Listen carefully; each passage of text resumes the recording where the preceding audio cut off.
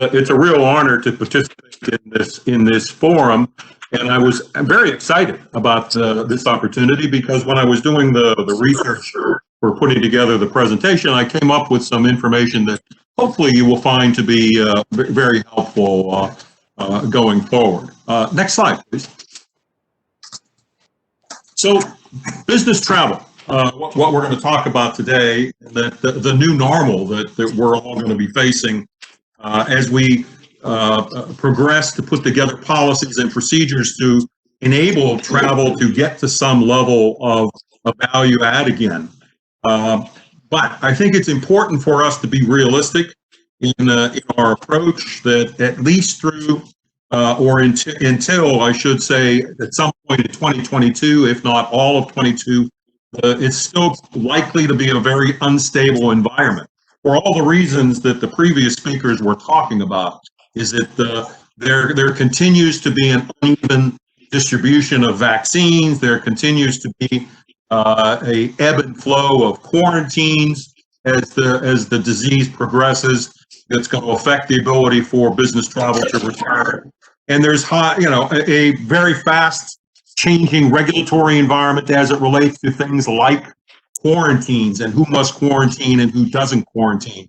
A good example of that is just this week, the United Kingdom has put more emphasis on enforcing their restrictions on people coming in from what they call red states into the UK, places such as Brazil, South America, Portugal, and South Africa, which has some of the new variant of COVID-19, which is allegedly more contagious, and that they're enforcing that with very strict criminal outcomes. So again, those things are likely to evolve and continue to evolve over the next 1 to 2 years. And then last but not least, airline costs, once business travel does get started, are very likely going to escalate because the airline industry is going to be very different moving forward as a result of the additional requirements for deep cleaning and for disinfecting, which means that the planes can't turn around as quickly, which means that that they also have to put in place more procedures, physical barriers on board the aircraft where possible, which is again just going to contribute to the aggregation of their cost, which is ultimately going to be passed through onto the travelers, and that's going to put pressure on businesses to limit those travel trips moving forward because of the expense. The other thing that's going to be important to remember is that our employees moving forward are going to be insistent, and we've seen already the beginnings of this, that if they are asked to travel, that there is a high comfort level on their part that it's actually safe to do so. And so that's going to make putting together travel policies more complex, such as how are you going to deal with an employee who says, no, I'm not going to travel. It's not safe to do so. How does the corporation then have the ability to communicate with that employee the safety measures that have been put in place that are reasonable and that are able to make that employee feel like doing business travel is again a safe aspect of the everyday business environment. So it's going to be a change in effect. And one of the things that, for example, is very likely going to happen is that employees are going to say, what's the safety rating as it relates to things like COVID-19 or any future pandemics that might present themselves for the hotels that you're asking me to go to. So no longer are corporations going to be able to have a preferred provider hotel, for example, that's just based upon cost or convenience or location to the business community. It's also now going to have to contain things like how are your safety procedures being implemented and how are they being measured and how are they being executed in a way to where the travelers have a high confidence that they are not going to contract COVID-19 if they are staying in that hotel. So again, that's going to be a different environment. It's going to require different information moving forward. Next slide, please. So what's that going to mean for business travel going forward? How is it going to manifest itself? Well, we don't really know. Again, these are all very new grounds that are being plowed, new fields, if you will. So what we really can look at, though, is some of the models of countries that have experienced the pandemic and have done a reasonably good job of managing it. So you first and foremost have to look at China as a possible model for giving some foresight into what the future is going to hold. And when you look at China post-COVID and how their business travel began to return to some level of new normalcy, there was clearly a four-step process within China that started off with regional travel by car or train, in which people could either travel in a way that really enabled them to maintain social distancing, or not make the travel. And we saw that within China, and we're also seeing that within the U.S. We saw it before this most recent surge, in that there was a bit of a return to business travel, but it was very much the travel that you could go to on your own and control your own destiny, like in a car or on a train, where you've got the ability to maintain that social distancing because you're not packed into the car like into an airplane or a bus. The second step in the process was that domestic air travel would be approved on a limited basis for critical in-person meetings. But one of the things that we also saw related to the second phase and the third phase was that those critical travel authorizations also ensured that there wasn't the normal business aura, if you will. And by that, I mean that you didn't have business dinners associated with these meetings. You didn't have get to know you social hours or cocktail receptions or things of that nature that required people to remove their mask and potentially put social distancing at risk. Because one of the things that also the Chinese have shown us is that the continuation of the utilization of masks and social distancing, good personal hygiene continued, even during the time when China actually had very little in the way of growth of COVID-19. And then the last step in the process, although this is still very, very slow in its development, has been the intercontinental travel. And we think that that's going to continue to be the case as business travel evolves post-COVID-19, certainly within the chemical and petrochemical space. The other thing that I think is important to note as we look for solutions to kickstart, if you will, the return of business travel was that some countries have explored the required having a vaccination certification or having a pre-test certification. These are probably not going to be long-term solutions that are going to help restart the business travel industry.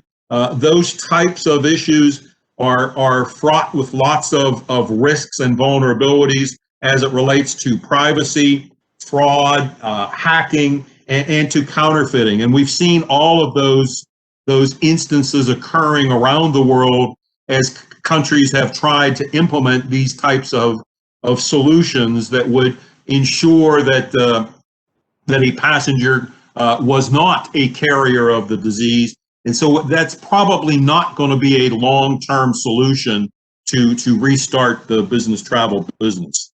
Next slide, please. So what is the future as it relates to business travel? Well, again, we're looking for information that will help us with these forecasting.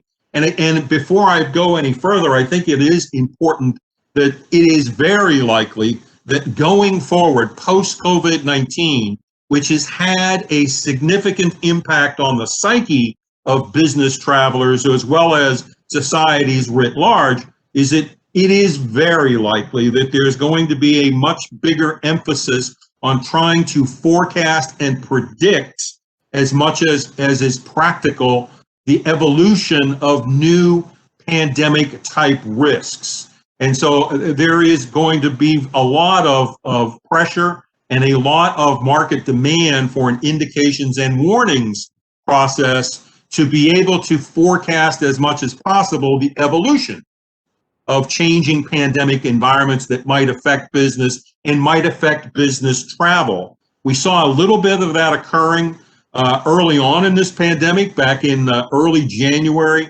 of 2020, when some companies were offering that service and were offering up a forewarning of an evolving issue. But I think that one of the things that will come out of this COVID pandemic is that service is going to have to be much more mature and much more reliable in its predictive capability. But one of the things that I think is really important to understand the mindset of our business travelers is looking at some of the surveys that are coming out, some recent ones of U.S. companies, and there's been actually some very good ones recently involving thousands of U.S. companies that are giving some real insights into the mindset of companies as it relates to vaccines as well as employees. And one of the things that I think is really interesting is that due to employee relation concerns, about half of the companies in the U.S. that have been surveyed have said they've already decided they're not going to require the vaccine because of the impact that would have on their employee relations. And nearly a third of the companies that haven't yet made that decision are saying that they're leaning in that direction as well. And if you total those two together, that's going to be well over 2/3 to 3/4 of the companies are likely going to take that outcome as it relates to vaccines and their employees. And about a third of the employees are saying they're not really inclined to get a COVID vaccine, even if it's required by their employer.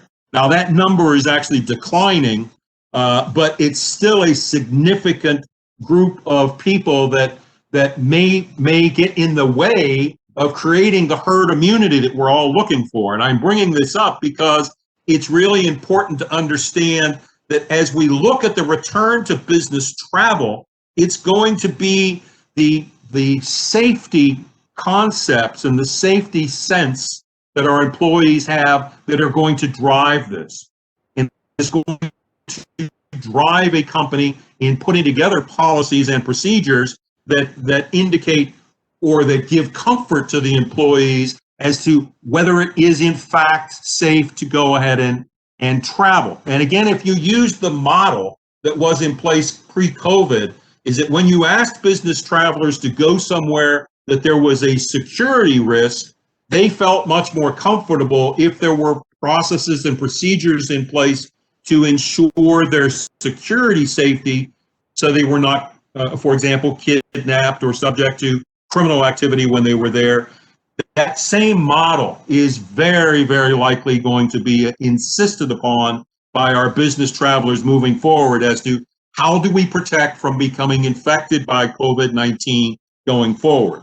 And the airlines and the hotels and the other related travel industries that are innovative and incorporate the safety protocols into their core business processes are going to be able to discriminate themselves from their competitors, and they're going to be the ones that business travelers are going to be most interested in utilizing going forward.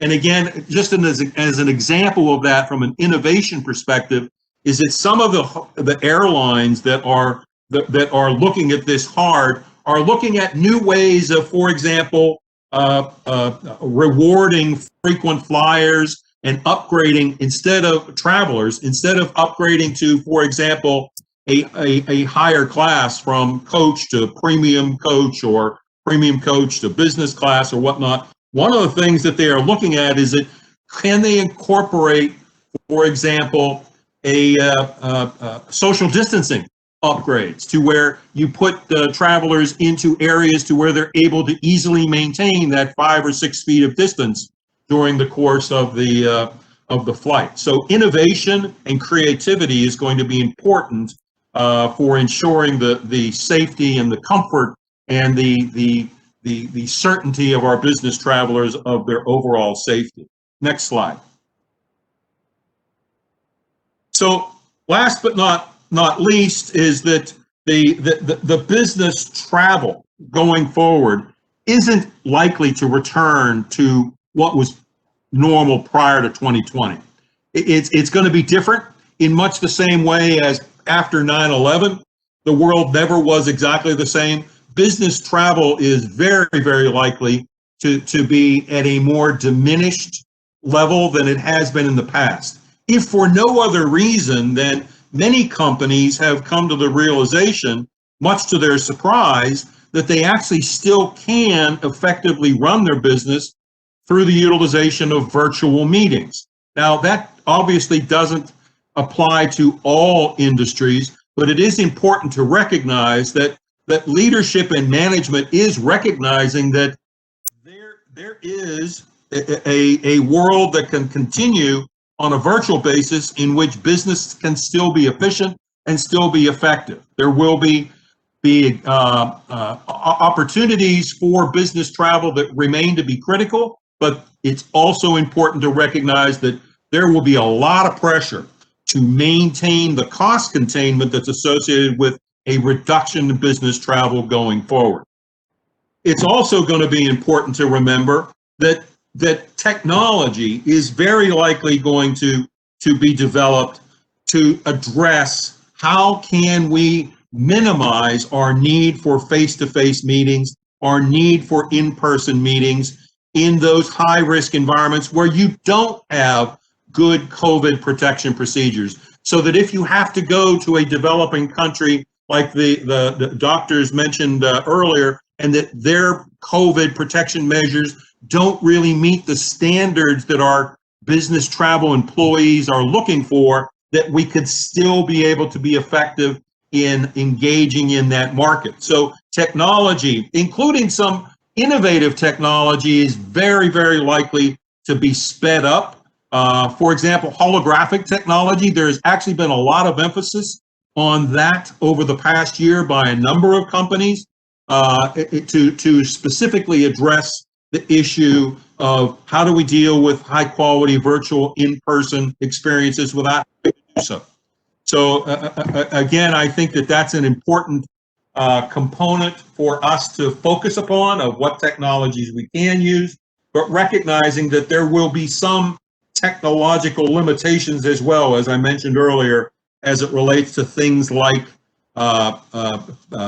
travel passports related to COVID with regard to vaccinations or test results, just because of the difficulty and the complexity associated with data privacy and the security of that.